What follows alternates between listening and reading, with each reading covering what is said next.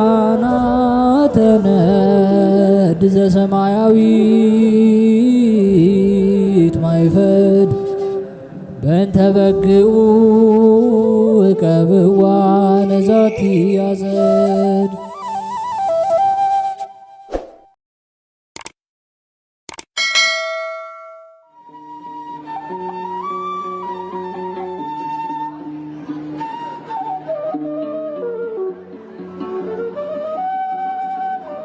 በስመ አብ ወወልድ ወመንፈስ ቅዱስ አህዱ አምላክ አሜን። ሰላም እንደምንቆያችሁን ውድ የሊቃናት ሚዲያ ቤተሰቦቻችን አሜን። የእግዚአብሔር ስሙ ከዘላለም እስከ ዘላለም የከበረ የተመሰገነ ይሁን። በዛሬው ቪዲዮ ይዘንላችሁ የቀረብነው ጥር 26 የሚነበብ ስንክሳር ሲሆን ለዚህ ቻናል አዲስ የሆናችሁ እህት ወንድሞቻችን ቻናሉን ሰብስክራይብ በማድረግ እንዲሁም የደወል ምልክቷን በማብራት ቪዲዮንም ላይክ በማድረግ ቤተሰብ እንድትሆኑ የአክብሮት ግብዣችንን አቀረብን። ወደ ቪዲዮ እንሂድ። መልካም ጊዜ። ጥር 26 የሚነበብ ስንክሳር የ49 አረጋውያን መነኮሳት ዕረፍት። ጥር 26 በዚች ቀን የጻድቅ አርቃዴዎስ ልጅ በሆነ በጻድቁ ቴዎዶስዮስ ዘመነ መንግሥት 49 የሆኑ የከበሩ አረጋውያን መነኮሳት ከንጉሥ መልእክተኛ ከልጁም ጋር በሰማዕትነት ሞቱ። የሰማዕትነታቸው ምክንያት ቴዎዶስዮስ ልጅ አልነበረውም። በአስቄጥስ ገዳም ወደሚኖሩ አረጋውያን መነኮሳት ልጅን ይሰጠው ዘንድ ወደ እግዚአብሔር እንዲማልዱለት እየለመናቸው መልእክትን ላከ። ከውስጣቸውም ስሙ ቢስዱራ የሚባል አንድ ታላቅ አረጋዊ አለ። እርሱም ወደ ንጉሥ እንዲህ ብሎ ጻፈ። ከአንተ በኋላ ከሚነሱ መናፍቃን ጋር አንድ እንዳይሆን ልጅን ይሰጥህ ዘንድ እግዚአብሔር አልወደደም። መልእክቱን ባነበበ ጊዜ ንጉሥ ደስ ብሎት እግዚአብሔርን አመሰገነው፣ ሐሳቡንም አሳረፈ። ዳግመኛም ግብዞች ሰዎች ሌላ ሚስት አግብቶ ከእርሱ በኋላ በዙፋኑ የሚቀመጥ ልጅን ይወልድ ዘንድ መከሩት። እርሱም የትሩፋታቸው ዜና በዓለም ዳርቻ ሁሉ ደርሷልና በአስቄጥስ ገዳም ከሚኖሩ ቅዱሳን አረጋውያን ትእዛዝ በቀር ምንምን አላደርግም ሲል መለሰላቸው። ስለዚህም አረጋውያንን ይጠይቅ ዘንድ ንጉሥ መልእክተኞችን ዳግመኛ ላከ። ለንጉሥም መልእክተኛ ልጅ ነበረው። ልጁም በረከታቸውን ይቀበል ዘንድ ከእነርሱ ጋር ወደ አረጋውያን እንዲወስደው አባቱን ለመነው። መልእክታቸውም ከልጁ ጋር ወደ አረጋውያን በደረሰ ጊዜ የንጉሥን ደብዳቤ ሰጣቸው። እነርሱም አነበቧት። ያን ጊዜ ግን አባ ቢስዱራ ስለሞተ አልተገኘም። አረጋውያንም የንጉሥን መልእክተኛ የአባ ቢስዱራ ሥጋ ወዳለበት ወሰዱትና ደረሱት። ሥጋውንም አባታችን ወይ እነሆ የንጉሥ መልእክት ወደ እኛ ደረሰ፣ እኛም የምንመልስበትን አናውቅም አሉት። በዚያም ጊዜ አረጋዊ አባ ቢስዱራ ተነስቶ እግዚአብሔር ልጁን ሊሰጥህ አልፈቀደም አላልኩህምን? አለ። በሉት ለንጉሥ አሁንም ከአላውያን ጋር አንድ ሆኖ እንዳይረክስ ሌሎች ሴቶችንም ቢያገባ ልጅን አይሰጠውም። ይህንንም ተናግሮ ተመልሶ ተኛ። አረጋውያንም ይህንን ቃል በክርታስ ጽፈው ለንጉሥ መልእክተኛ ሰጡት። እርሱም ወደ አገሩ ሊመለስ በተነሳ ጊዜ እነሆ የበርበር አረማውያን ደረሱ። አባ ዮሐንስ የሚባል አረጋዊም ቆሞ ወገኖቹን እንዲህ አላቸው፣ እነሆ የበርበር ሰዎች ይገድሉት ዘንድ መጡ። ምስክርነት የሚሻ ከእኔ ጋር ይቁም፣ የሚፈራ ግን ወደ ግንብ ሂዶ ይሰወር አለ። የሸሹም አሉ። ከአባ ዮሐንስም ጋር የቀሩ 49 አረጋውያን መነኮሳት የንጉሥ መልእክተኛም ልጅ ከጎዳና ጉዞ ላይ ዘወር ሲል በአረጋውያን ሰማዕታት ራሶች አክሊላትን ሲያኖሩ መላእክት ታያቸው። የዚያም ጎልማሳ ስሙ ዲያስ ነው።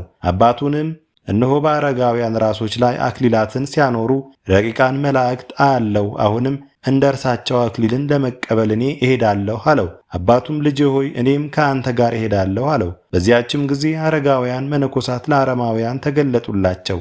አረማውያንም ገደሏቸው። የምስክርነት አክሊልንም ተቀበሉ። አረማውያንም ከሄዱ በኋላ መነኮሳቱ ከተሰወሩበት ግንብ ወርደው የሰማዕታትን ራሳቸውን ሰበሰቡ። ገንዘውም በበዓት ውስጥ አኖሯቸው። በእርሳቸውም ዘንድ ሌሊቱን ሁሉ የሚጸልዩና የሚዘምሩ ከእርሳቸውም የሚባረኩ ሆኑ።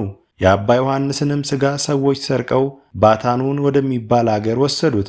ከእርሳቸውም ዘንድ ጥቂት ቀኖች ኖረ። ከዚህም በኋላ ቅዱሳን ወደ ቦታው መለሱት። ሌሎችም ከሀገረ ፍዩም የጎልማሳውን ሥጋ ሰርቀው ወደ ፍዩም አገር ሲያደርሱት የእግዚአብሔር መልአክ ነጥቆ ወደ አባቱ ሥጋ መለሰው። መነኮሳቱም ብዙ ጊዜ ፈተኑት። የወጣቱን ሥጋ ከአባቱ ሥጋ የሚለዩት ሆነው ነበር። በጠዋትም በአንድነት ያገኟቸዋል። ከመነኮሳቱም አንዱ እንዲህ የሚለውን እስኪያይና እስኪሰማ ድረስ ለእግዚአብሔር ምስጋና ይሁን፣ እኛ በሕይወተ ሥጋ ሳለን እርስ በርሳችን አልተለያየንም፣ በጌታችን ክርስቶስም ዘንድ አልተለያየንም። እናንተ እርስ በርሳችን ለምን ተለያዩን አላችሁ? ከዚህችም ቀን ወዲህ የለያቸው የለም። አረማውያን የአስቄጥስን ገዳም ባጠፉ ጊዜ ስለ ቅዱሳን ሰማዕታት ሥጋ መነኮሳቱ ፈሩ። ከቦታቸውም አፍልሰው ወስደው በከበረ አባ መቃርስ ቤተ ክርስቲያን ጎን አኖሯቸው። የመቃብር ቦታም ሰሩላቸው። በላዩም በሊቀ ጳጳሳት ታውዳሲዮስ ዘመን በስማቸው ቤተ ክርስቲያን ሰሩላቸው። ሊቀ ጳጳሳት አባ ብንያሚንም ወደ አስቄጥስ ገዳም በመጣ ጊዜ የካቲት 5 ቀን እንዲከበር በዓላቸው ሰራላቸው። ይኸውም ሥጋቸው የተገለጠበት ነው። ቤተ ክርስቲያናቸውም እስከ ዛሬ አለች። በቅብጢ ቋንቋ በህንበሲት በመባል የታወቀች ናት። ይህም 49 ማለት ነው። ለእግዚአብሔር ምስጋና ይሁን። እኛንም በከበሩ ሰማዕታት ጸሎት ይማረን፣ በረከታቸውም ከእኛ ጋር ትኑር ለዘላለሙ አሜን። ዕረፍታ ለቅድስት አንስጣስያ። በዚችም ዕለት ከቆስጠንጥንያ ቤተ መንግሥት ታላላቆች የአንዱ ልጅ የሆነች ቅድስት አንስጣስያ አረፈች። እሷም በላይዋ በደም ግባቷ እጅግ ያማረች ናት። ንጉሥ ብስጥያኖስም ሊያገባት ፈለገ። እርሷ ግን ይህን በልቧ አልወደደችም። የንጉሥም ሚስት በሕይወት ነበረች። ንጉሥ እንደሚሻትም ለንግሥቲቱ አስረዳቻት። በዚያም ጊዜ ንግሥቲቱ ወደ ግብፅ በመርከብ አሳፍራ በስውር ሸኘቻት። ከእስክንድሪያም ከተማ ውጭ ገዳም አሰራችላት። በዚያም ኖረች። ያም ገዳም በስሟ ተጠራ። የከበረች አንስጣስያም በግብፅ አገር እንዳለች ንጉሥ ባወቀ ጊዜ ፈልገው ወደ እርሱ ያመጧት ዘንድ መልእክተኞችን ላከ። ይህንንም ነገር ተረድታ ተነሳች። ወንዶችንም ልብስ ለብሳ መስፍንን መሰለች። ወደ አስቄጥስ ገዳም ሄዳ ወደ አበምኔቱ ወደ አባ ዳንኤል ገባች። ሚስጥሯን ሁሉ ገለጠችለት። እርሱም ወስዶ በዋሻ ውስጥ ለብቻዋ አኖራት። እርሷም ሴት እንደሆነች ማንም አላወቀም። በየሳምንቱ በእንስራ ውሃ ቀርቶ ከዚያ ዋሻ ደጃፍ እንዲያኖር አንዱን ደግ አረጋዊ አባ ዳንኤል አዘዘው። ያም ሽማግሌ አያውቅም። ይህችም ቅድስት አንስጣስያ በጸሎት በጾምና በመስገድ በመትጋትም እየተጋደለች 28 ዓመት ኖረች። ውሃ ሲቀዳላት የነበረ ያ ሽማግሌ ባረፈ ጊዜ አባ ዳንኤልም ያ ሽማግሌ ሲሰራ እንደነበረ ይሰራ ዘንድ ረዳቱን አዘዘው። ቅድስት አንስጣስያም ሐሳቧን በገል ላይ እየጻፈች በበዓቷ ደጃፍ ታኖረው ነበር። ረድኡም ወደ መምህሩ ወደ አባ ዳንኤል ይወስደዋል። የምትጽፈውም ምን እንደሆነ አያውቅም። በአንዲት ዕለትም የጻፈችለትን ገል አመጣ። አባ ዳንኤልም ባነበባት ጊዜ አለቀሰ።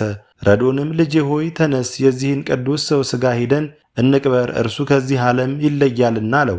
በሄዱም ጊዜ ወደ በዓቱ ገብተው ከእርሷ ተባረኩ። እርሷም አባ ዳንኤልን አባቴ ሆይ ስለ እግዚአብሔር ብለህ በላዬ ካለው በቀር በምንም ልብስ እንዳትገንዘኝ አለችው። ከዚህም በኋላ የከበረች አንስጣስያ ተነስታ ጸለየች። እኔ በእግዚአብሔር ዘንድ አደራ አስጠብቃችኋለሁ አለችና በምድር ላይ ተቀምጣ አረፈች። በላይዋም አለቀሱ። ሊቀብሯትም አስበው ረድኡ ይገንጻት ዘንድ ሲቀርብ እንደለበሰ ቅጠሎቹ ደርቀው ጡቶቿን ተመለከተ። ከተጋድሎ ብዛትም የተነሳ እንዲህ ሆኗልና አባ ዳንኤልም አይቶ በማድነቅ ዝም አለ። ከቀበሯትም በኋላ ወደ በዓታቸው ተመለሱ። ረድኡም ወደ አባ ዳንኤል ቀርቦ ሰገደለትና እንዲህ ሲል ለመነው፣ ስለ እግዚአብሔር ብለህ የዚችን ቅድስት ዜናዋን ንገረኝ፣ ሴት እንደሆነች አይቻለሁና።